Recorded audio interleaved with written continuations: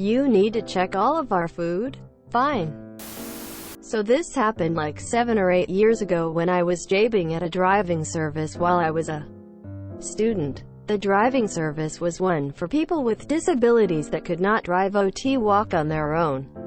Our main office was in the building of a housing, working facility for disabled people. The two companies, our driver's service and the housing facility, were loosely connected as they were both financed by the same organization. However, management-wise THDY were clearly separated. We were about 15 drivers at this location and we shared our lunch social room with about 10 caretakers. Since our schedules were horribly organized, the drivers often had idle time, so the social room was where everybody hung around waiting for work. One day my boss, call him Tom, brought cake to work because he became 60. The cake was enormous, like a wedding cake you'd hide behind it twice. I can only imagine how expensive it must have been. At 9 every driver had eaten some pieces and there was still like 80% left of it, so Tom told the caretakers THDY should feel free to take some. Then Karen happened. She was something like the security inspector of the facility, so she had authority over the caretakers but no dealings with the driving service. Her job was to watch for potential hazards, organize the caretaker's schedule, and generally having an eye on everything happening. When she heard there was cake, she was furious. She and Tom couldn't stand each other, so she was always trying to ruin his day. In this particular instance, she claimed the cake was a health hazard as it contained cream and she could not verify whether the cooling chain was never broken during transport. So she threw it all away. Roughly €400 worth of food just thrown away. Needless to say, Tom was less than amused. He went extremely mad. He was usually a very calm and gentle man, and this was the only time ever that I heard him shouting at someone. Still, there was nothing he could do. Karen could basically declare anything a hazard and take action how she saw fit, and her higher-up didn't really care. To make matters worse, she doubled down and demanded that every food that was brought into the social room had to be inspected by her first Q malicious compliance. Obviously, all the drivers were mad at Karen for upsetting Tom and for throwing away a perfectly fine cake. So the next day, first thing in the morning, 15 Drive FS went to her office, everyone with his lunch demanding she inspect it. It took her roughly 10 minutes looking at sandwiches and answering questions whether mayonnaise was too hazardous to be brought in. This went on for the whole week. Each day our questions about hazardous foods becoming more dumb and degenerate.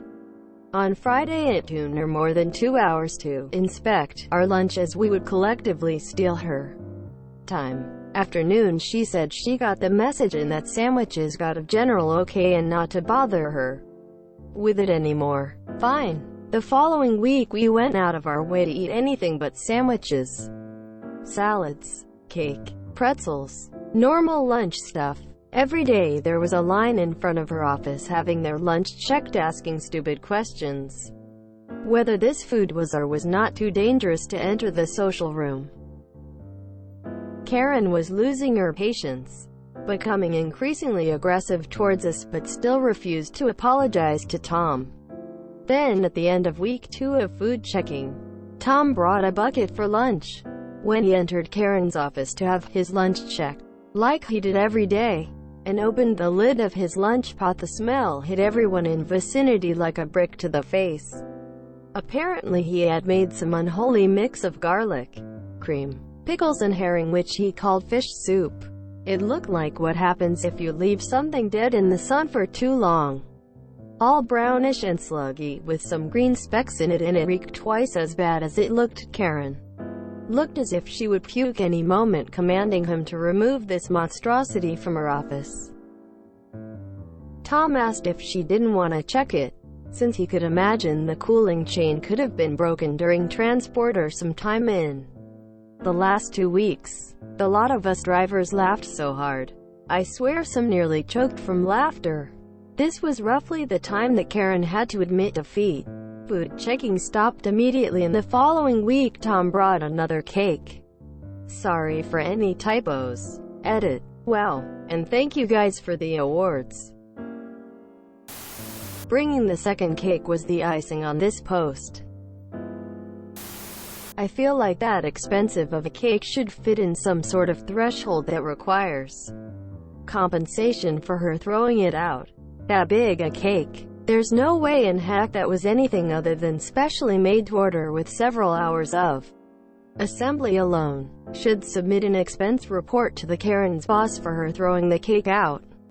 Maybe do the math on approximately how much cake was already consumed and subtract that from the total. Should have tripped and accidentally spilled the bucket all over the floor on the way out. Edit spelling should.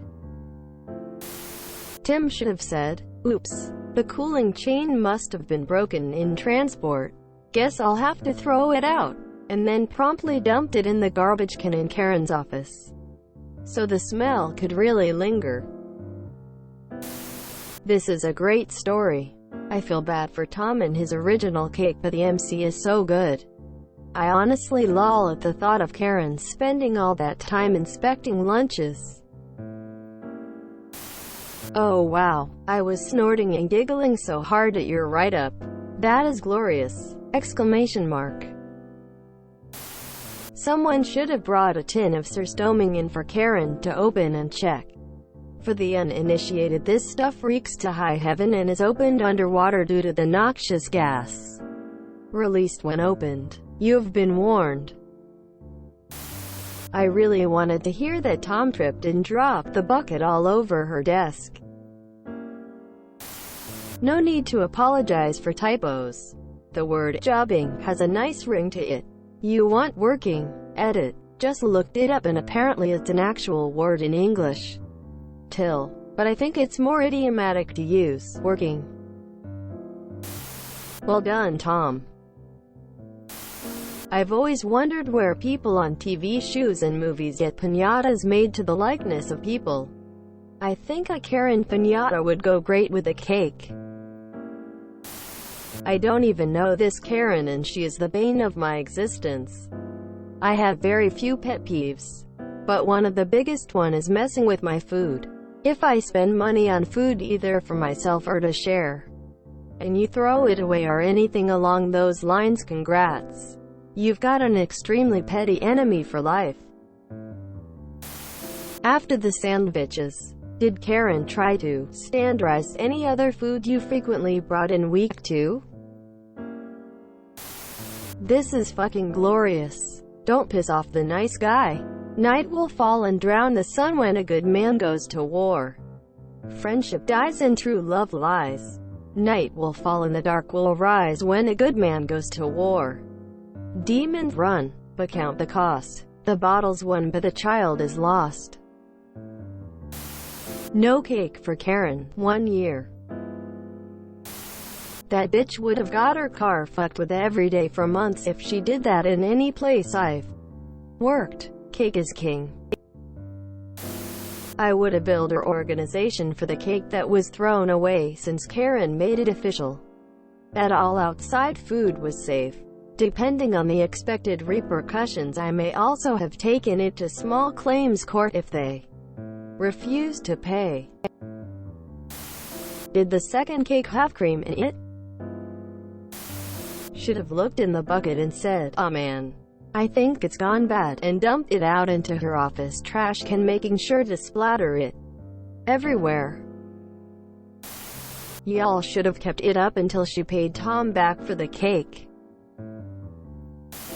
If you enjoyed this video, please check out our playlists full of similar content.